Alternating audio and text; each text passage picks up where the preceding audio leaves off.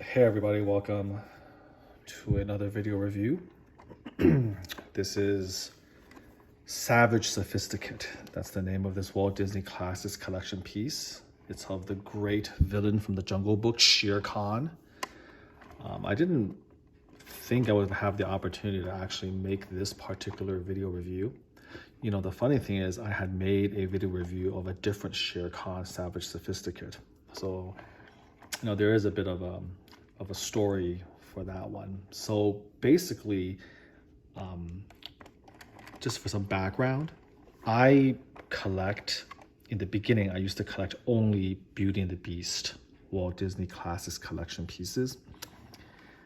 It's because, again, there are hundreds and hundreds of WDCC, and I neither had the money nor the resources, obviously, to collect all of them. So in the beginning, I just basically stuck with Beauty and the Beast, my favorite, Disney movie. But then as time went on and, I began to have more resources and that type of thing, I started collecting and picking up, things that really appealed to me or spoke to me artistically. And now I realize I probably have just as many Walt Disney Classics collection pieces that are non-Beauty and the Beast as Beauty and the Beast. But those pieces are a lot more special because every one of them that I collect is special to me or says something to me. They're either, in my opinion, extremely ambitious WDCC pieces, which I really respect, or they kind of harken back to a time where there was just so much more, creativity for the artists designing these pieces, or there's a certain style, there's a certain sort of pizzazz, there's a certain aura about the piece that I like. And so one of the things I really enjoy when I watch The Jungle Book was I really liked the villains. I really liked Kaa the snake, when he's saying "trusting me," and I really liked Shere Khan with his sort of very kind of upper crust British accent, but still so deadly, and the way he just sort of comes in and dominates, right, the jungle, and how everybody's just afraid of him. He has this sort of interesting mix of very polite veneer, and then there's kind of that really savage, dark, evil core, right? And it's just sort of bubbling underneath the surface. And I thought that was just such a very rich and wonderful performance in the movie to kind of convey that.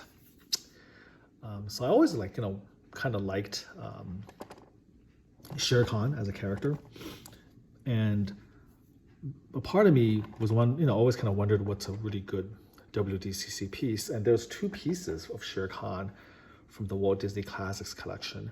One of them has I think the better title, which is Everyone Runs from Shere Khan. But unfortunately, that one is not very good. It's just basically Shere Khan with no base, and I think he's a smaller porcelain piece. Like if you compare him to the Certificate of Authenticity, which in most of these WDCC pieces, the Certificate of Authenticity is about the same size. You can see that he's definitely, I think a bit smaller, right? And then, of course, there was the piece in front of us, Savage Sophisticate, which was released as part of the WDCC Villains line. And I saw it and I liked it. I liked it better than the Everyone Runs from Shere Khan piece, just because I kind of like the pose better.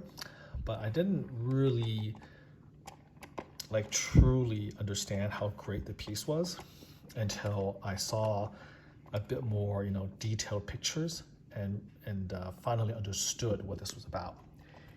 And so I was just, searching around. I saw an auction for Savage Sophisticate on eBay, but it was pretty high price, so I kind of passed. It had everything.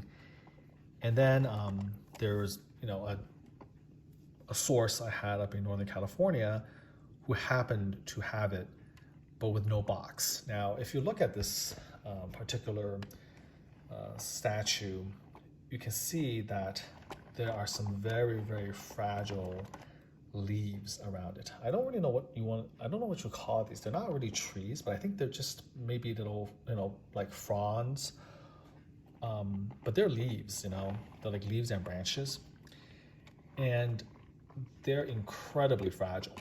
And so when you have one of these without the box, I don't think it's actually shippable. It's so fragile that there's just no way that these leaves don't shatter during shipping. I'm fond of thinking that, saying that anything can be shipped with the right technique.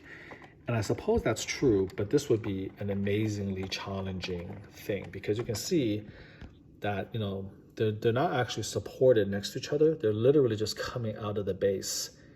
And that's all that's holding them together, all these little fragile branches.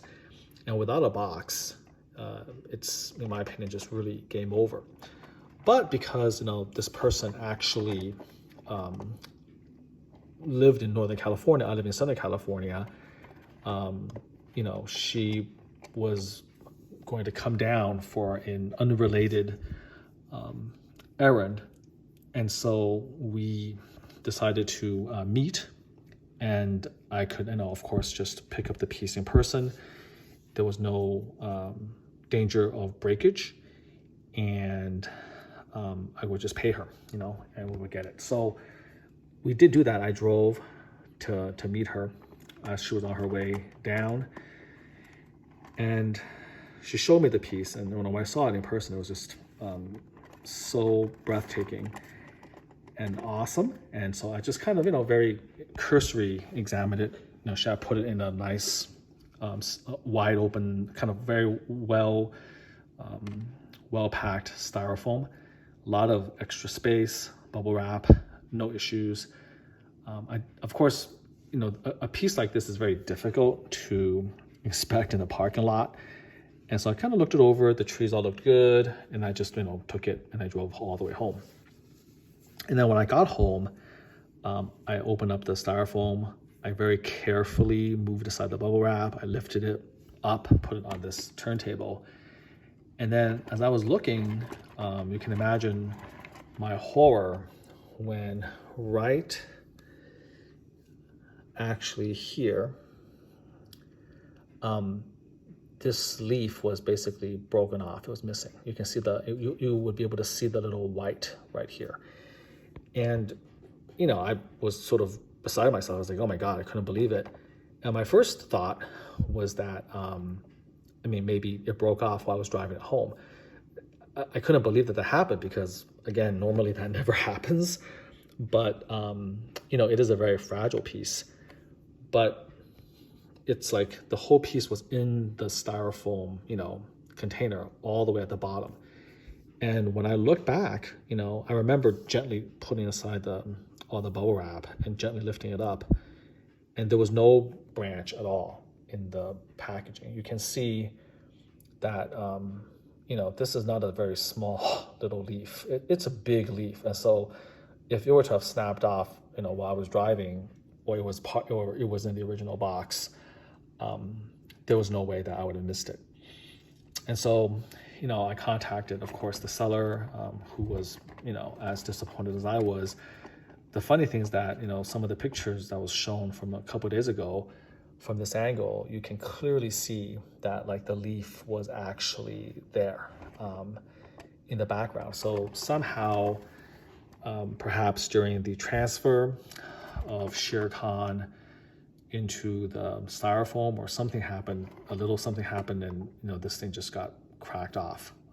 It's easy to occur, but she went back up there and she could never find it either. So as it turned out, I had to return the piece because if I had kept the leaf and had found the leaf, I would have had no problems actually just simply gluing it back on and then just having somebody professionally restore it. It's a very simple repair. But without the leaf, it did bother me enough that I couldn't keep it. So I got a refund.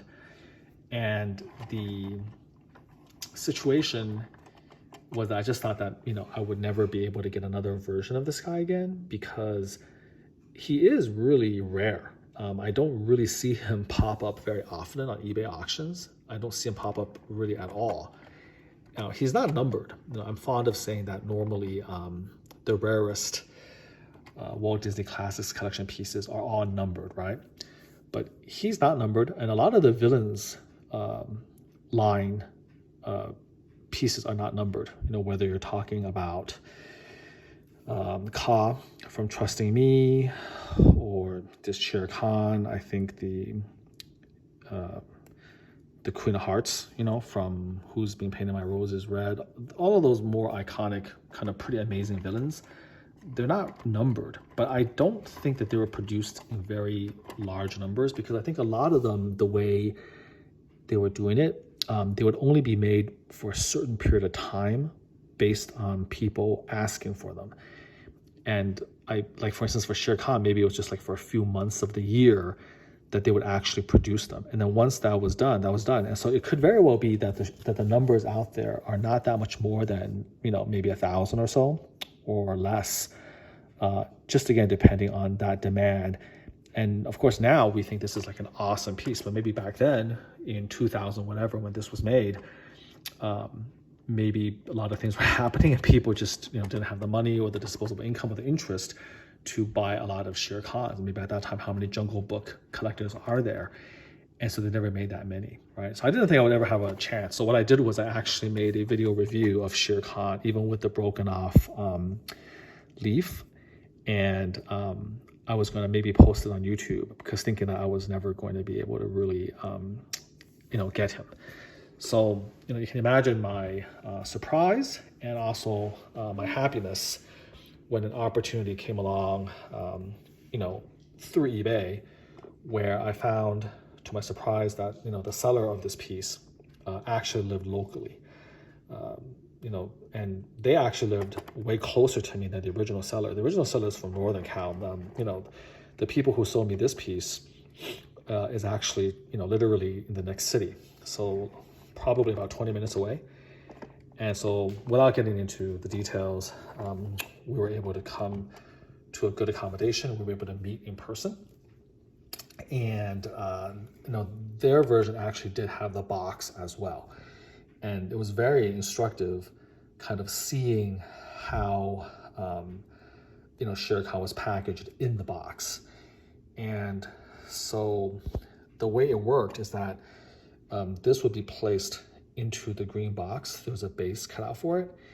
And then what happened is that there's these blocks of styrofoam that would immobilize the base, so the base couldn't move at all.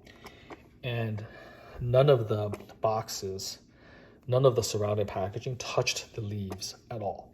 Okay, they're completely untouched. And because the large styrofoam blocks would be wedged in here and then wedged up here, even if you shook it around, like the statue would never move. It would just be locked in place. And these leaves would never be touched. So even impact would typically not actually damage it. So, I paid a bit more for this version, of course, than the other one, but it was well worth it. And of course, this time when I took delivery, it took a lot longer, but we actually did take Shere Khan completely out of the box. And I looked very carefully at every single branch to check things out. So pretty amazing that I've never, very rarely ever seen this. And then in this very short time span, I was able to, source actually 2 of them. So it just shows that you never know with some of these pieces. If you just keep on looking, if you're patient, eventually you may very well finally get them. It's just a matter of being persistent and waiting for an opportunity. So now I get to make a review of Shere Khan, without the damaged leaf. So kind of looking at it in its gestalt, just sort of turning him around. I think the thing that I love about this piece the most is definitely the pose. He's just sort of sitting there, his tail kind of casually curled over. He's in the shade provided by these, by these little plants, the jungle, foliage. And look at that expression on his face. He's just like, kind of talking. He has that And I love his eyebrows and his like heavy upper lids. Very true to the animated movie. And so he's very debonair. He seems like he's just having this nice little conversation, making a comment about anything really. Look at the way his left paw is just kind of casually draped over the right. But then the menace of the situation comes out, right? When you see this huge claw. And I think, it's sculpted on purpose to be like gigantic, like wide open. It just seems like the claw, at least the way I'm looking at it, is like overly exaggerated. It seems like an overly exaggerated open claw, way bigger than it should be. And you see, kind of the menace and the power of Shere Khan as he just kind of casually opens it up. It's it's very much an intimidation ploy, right?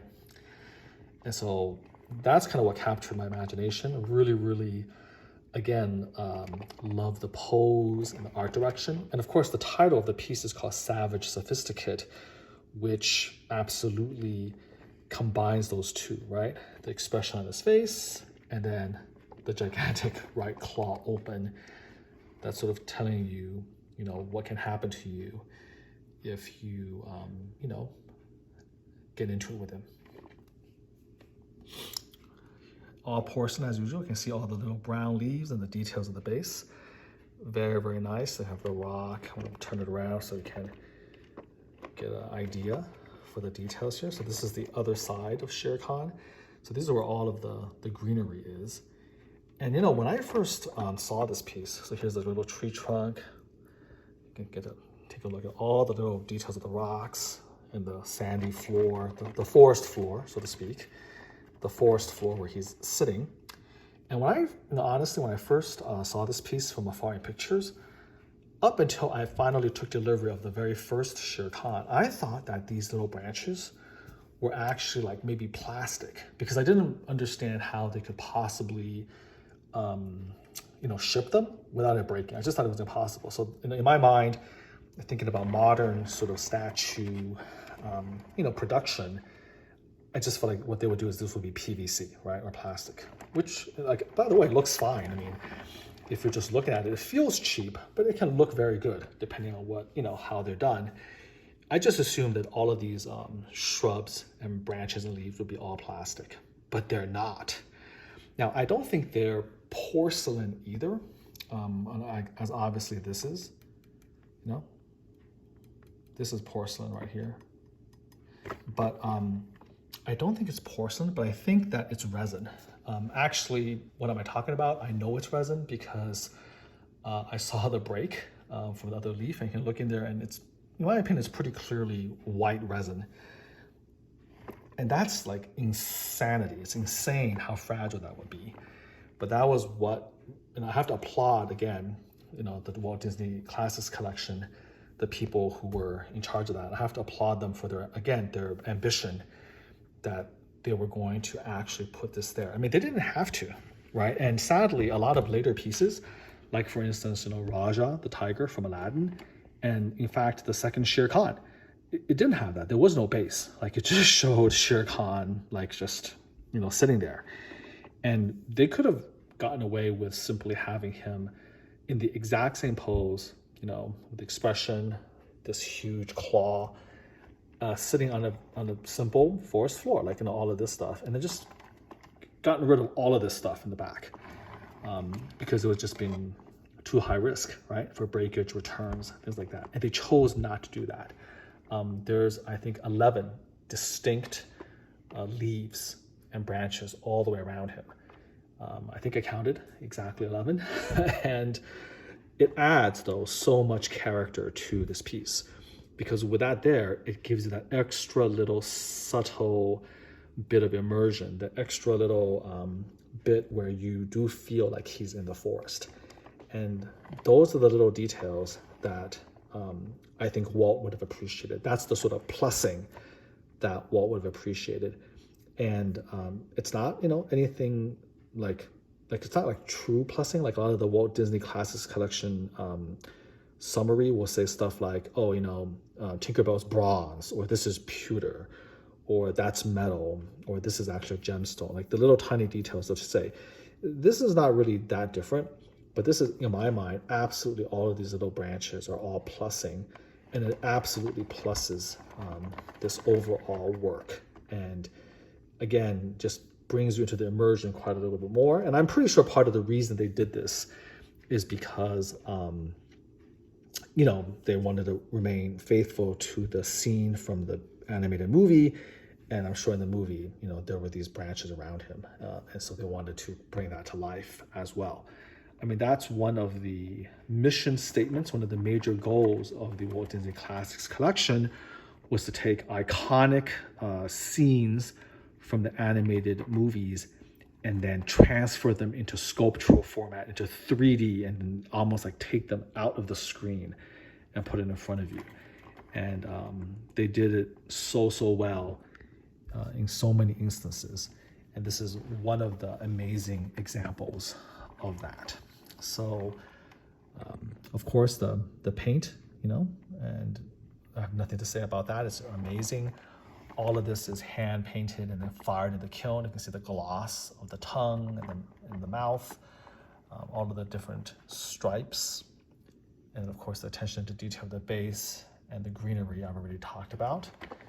You can also see this nice little detail. We can actually see the leaf right over here is actually draped over you know, the haunch of the Shere Khan, the back leg of Shere Khan. So they sculpted this and they created it, you know, to be very intimate. Like these branches and leaves are intimately associated with the main body of Shere Khan.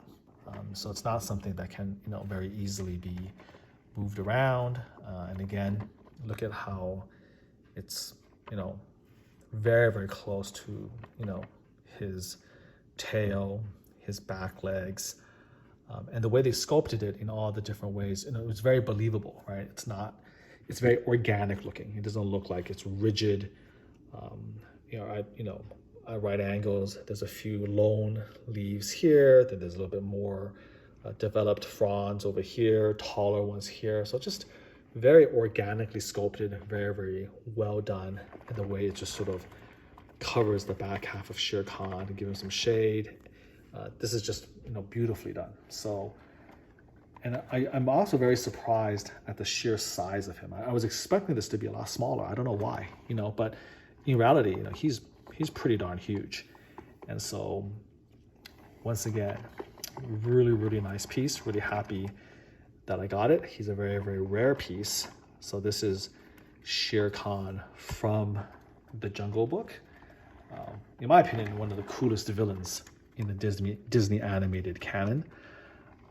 Love his style, and I'm just so happy to be able to get a version of him complete, actually, in box, undamaged, with all of the, you know, all of the leaves and the plants in good position. So I'm pretty happy about that. There you go. And you know, with Shere Khan, I'm getting to the end of what I really want to collect. I've gotten pretty much everything that I really want. There's a couple, maybe one or two pieces left that I like, that I would really love to get, and maybe one or two that I'm not as high on, but I wouldn't mind getting. They're pretty cheap, but in general, I'm pretty satisfied. This is, you know, definitely getting close to fulfilling a lot of my ambitions and dreams when it comes to the WDCC. Really happy with this. All right, well, I hope you enjoyed this video review of Shere Khan, Savage Sophisticate from the Walt Disney Classics Collection Villains line. The next one I want to put together and deliver is probably the companion piece. Not an official companion piece, but the unofficial companion piece, which is the other villain from Jungle Book, Ka. It's called Trust in Me. It's another one that's extremely rare and also very fragile to ship. And those were the two villains from the Jungle Book. That was all part of the villains line. And again, both manufactured in very limited numbers, were only within a certain time period that was done. So that will probably be next. And I'll try to make another video, a separate one, just sort of showing the two of them together, which I think would be pretty neat. So there you go. Hope you enjoyed, and trying to just sort of, at this moment just show it to you from all different angles, from up top, from the side, and then maybe get a little bit closer. I forget sometimes that as I'm telling these stories about how I got these pieces, that for a lot of people, they couldn't care less about how I got them. They just want to take the opportunity to kind of take a look at all the different angles. So before I finish up, I just want to show you that as well. Because I know for some reason that might be important. Maybe there's a few of you guys with broken pieces. You want to see all the different angles and how the pieces sort of, line up.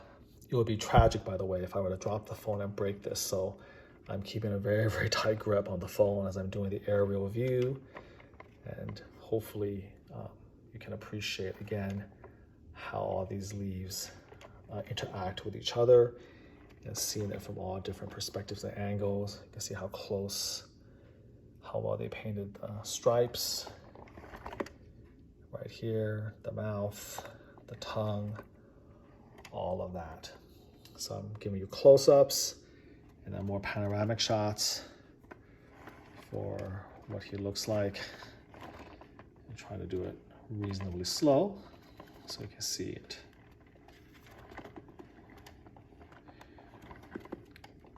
But there you have it.